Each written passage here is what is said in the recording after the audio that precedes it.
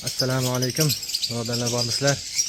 Mana alhamdulillah qushlarda hammasini salgina quyoshning nuri tushib turadigan joyga olib chiqdik. Muhim eslatma. Quyosh to'g'ridan to'g'ri tushib turadigan joyda turish kerak emas. Qushlarda bir tezdaginada o'zi mazasini qochirib qo'yadi. Mana salqinroq, lekin bir tarafida mana quyosh tushib turibdi. Bularni mana qushlarda shunday shilantaydan tushib turgan suvda xudo cho'miltiraveramiz. Muhim eslatma hammaga. Qushlarda agar shamollashlik alomati bor bo'lsa cho'miltirib bo'lmaydi. Qushlar agar arg'lab qolib, salginaligi tushi yo'qolib qolgan bo'lsa ham ularni cho'miltirishlik xavfli. Mana bunday issiq kunlarda tezda quriydi, ham to'lovdan chiqishi ham oson bo'ladi. Alloh nasib qilsa, qushlar ham mazza qiladi mana. Mana onamni cho'miltirsalaring.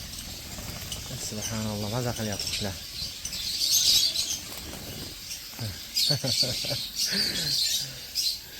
Mazza qilishyapti alhamdulillah. Sizlarga tavsiya qilaman. Qushlaring agar sog'lom bo'lsa, ko'ngillaring to'q bo'lsa, qushalaring bo'ladi.